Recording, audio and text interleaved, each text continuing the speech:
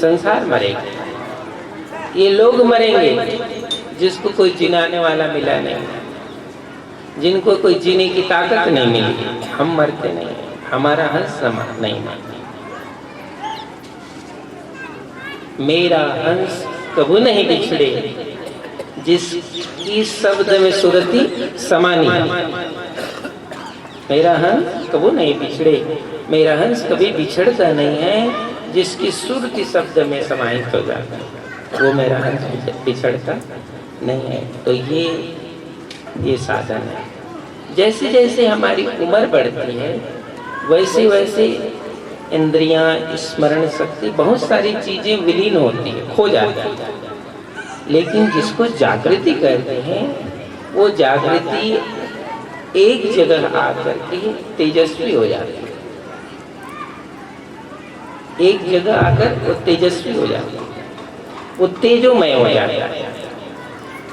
यही इस साधन का सबसे बड़ा उत्तम द्वार है कि जैसे सारे शरीर शिथिल होंगे, हम मानते हैं सारे द्वार शिथिल हो जाएंगे, लेकिन जीव की जागृति तेजस्वी हो जाएगी, क्योंकि उसको उस द्वार में जाना है जिस द्वार से उसका अमर लोक का संबंध है। इसको वो तेजस्वी हो जाता है, वो विस्मृत नहीं है। इसीलिए बाहर से तंद्रा समाप्त हो जाती है और अंदर से वो जागृत हो जाता है। ये नाम का साधन है जिसको से आपको जागृत करना। वही तो धन है। ये पान, परवाना, नाम, धन तो साहब ने उसी लिए दिया कि तुम अंतिम अवस्था में जागृत करो। ये अभ्यास जीवन में बनाकर रखना, इसलिए भी बनाकर रखना क्योंकि जैसे जैसे अवस्था अंतिम तरफ जाती है वैसे वैसे हमारे जो ख्याल है, हमारा जो स्मरण है वो भटकने लगता है, वो भटक जाता है।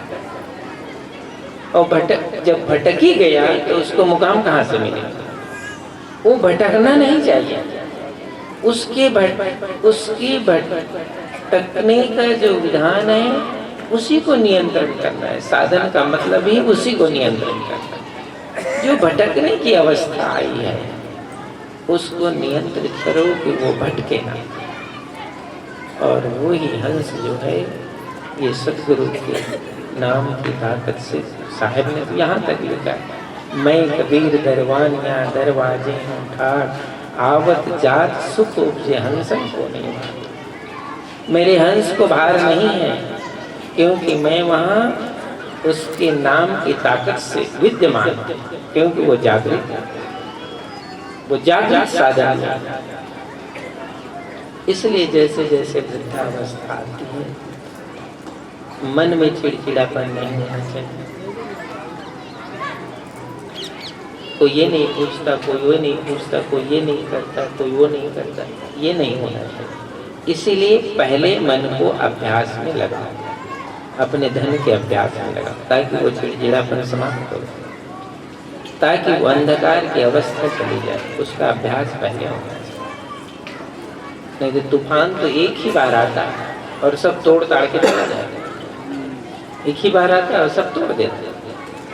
ये भी काल का तूफान एक ही बार आएगा और तुम्हारा सब तोड़ देगा। इसलिए साहब कहते हैं वो जागृत रहे। संतों जागत नींद न कीजिए, काल न खाए कल्प नहीं व्यापे, देह जरा नहीं छीजे। संतों जागत नींद, तुम जागते हुए सदगुरु ने जगा दिया है, अब उस नींद में नहीं जाना कि तुम्हारा ये सब मार्ग छूट जाए। इसलिए नाम का अभ्यास करना।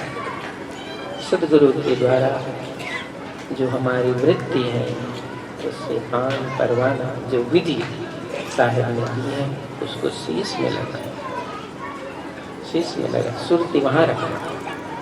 और सुरती यदि यहाँ रहेगी तो तुम्हारा जिसके लिए साहिब ने इस जगत में ये साधन दिए, सुरती उस मुकाम पर पहुँचती है जहाँ से ये द्वार खुलता है। और साहब कहते हैं मेरा हंस कबू नहीं बिछड़े, वो मेरा हंस नहीं, वो कभी बिछड़ता नहीं है।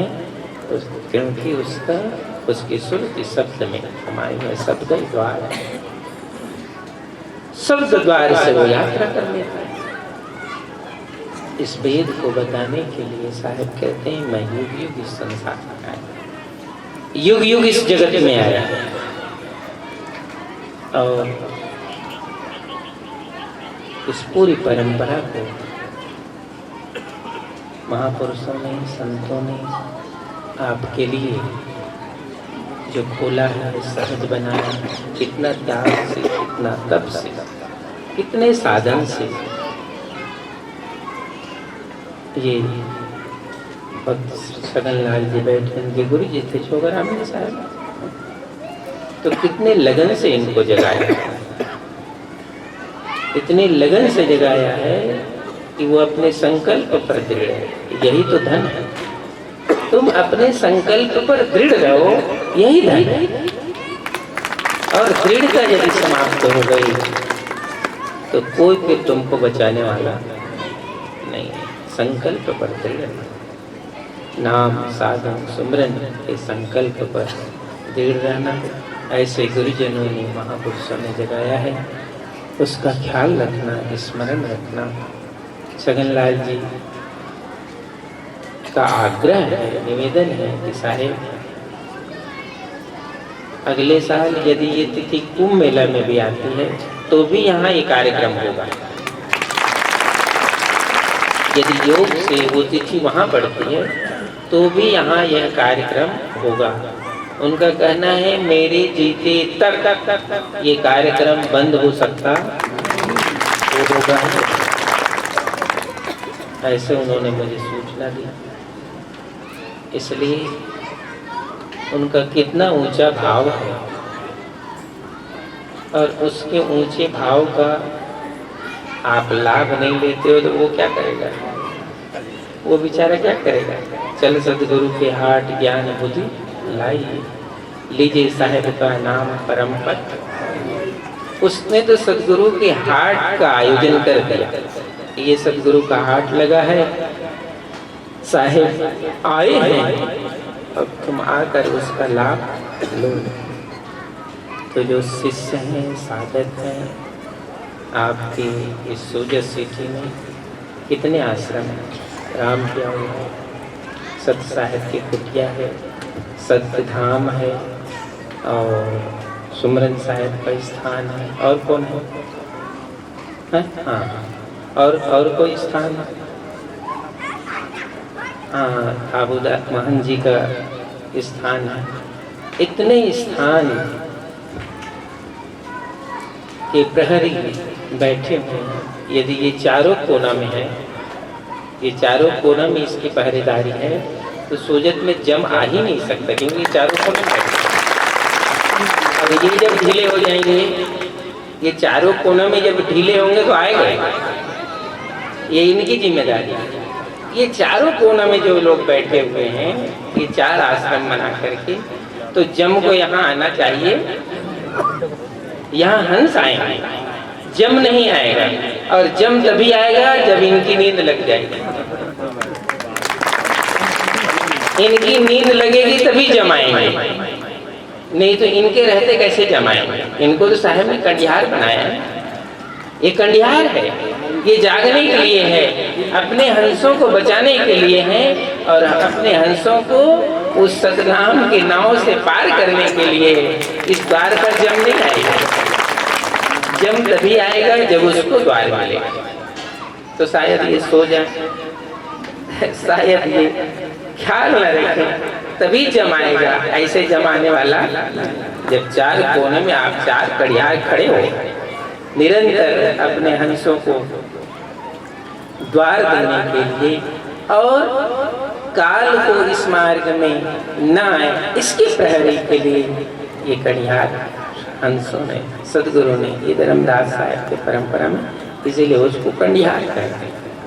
ये कंडिहार जो जागृत पुरुष है, ये हम हंसों को जगाते रहते हैं और इनको संसार के लोगों को नींद न आए, इसलिए वो बार बार आपको आकर के इस मार्ग में जगाते हैं। तो ये धर्मदास साहब की पुण्यतिथि वो इसीलिए तो किया बेचारा। देखो उनको सुनाई नहीं पड़ता, उनको सुनाई नहीं पड़ता। इतना बड़ा आयोजन वो किसके लिए किया जब उनको सुनाई ही नहीं पड़ता? हम क्या कर रहे हैं उनको पता नहीं, तो आपके लिए भी किया ना। लेकिन आप ही नहीं सुनते हो तो उससे ज्यादा आप बुढ़े हो, उससे ज्यादा बुढ़े हो। उनको तो सुनाई नहीं पड़ता, लेकिन उनके आयोजन से आपको भी सुनाई नहीं पड़ता। तो वो तो इसलिए आयोजन किया। ये जो कम से कम सुनने वाले तो स्थिर हो, जो सुन सकते हैं, जिसमें क्षमता है, जिसमें समर्पण है, जिसमें त्याग है, वो तो सतनाम के नाव पर बैठ जाए, इसके लिए आयोजन किया। और आप ही नहीं सुन सकते तो उनका क्या गलती बेचारे। उन्होंने प्रयत्न किया भाव से, श्रद्धा से, तन मन धन से, और ये भी कह दिया कि जब तक मैं रहूंगा धर्मदास साहब की पुण्यतिथि यहाँ मनाई जाएगी, वो बंद नहीं होने वाली। उन्होंने ये भी कह दिया यदि वो तिथि कुंभ मेला में आए तो कुंभ मेला में मेरे तरफ से उसी दिन मना देना और यहाँ भी मना देना उसे, उन्होंने कह दिया। तो इसलिए ये पूरे आप सब सोजत सिटी निवासी, और देखो बहुत दूर दूर से लोग आए इस सत्संग स्थल पर। आधा संख्या सोजत सिटी वालों की और आधा संख्या सोजत से बाहर वालों की रही। उसमें आगरा से आए हैं, उसमें झालावाड़ से आए हैं, उसमें हरियाणा से आए हैं, उसमें गुजरात से आए हैं, और आधा में आप थे। आप तुलना करो, आधा में आप थे, आधा में और लोग। इसको फील करना, महसूस करना। 5 दिन तक सत्संग हो गया, कथा हो गई, वार्ता हो गया, संत आए, दर्शन हुआ, सब कुछ हुआ, लेकिन आपकी संख्या आधा है। आज थोड़ा सा आप दिखाई पड़ रहे हैं। तो ये सबको आशीर्वाद, सबके लिए शुभकामना। और सभी महन साहेब, इस स्थान के महन साहेब, महंत रामविलास साहेब, सत्यधाम स्थान के महंत जीवन साहेब, और करुणा वत्सल आश्रम के महंत सुमरन साहेब, और सत साहेब की कुटिया, उसमें से कोई दिखाई ही नहीं पड़ा 4 दिन तक। सत साहेब की कुटिया से आए रहेंगे एक आध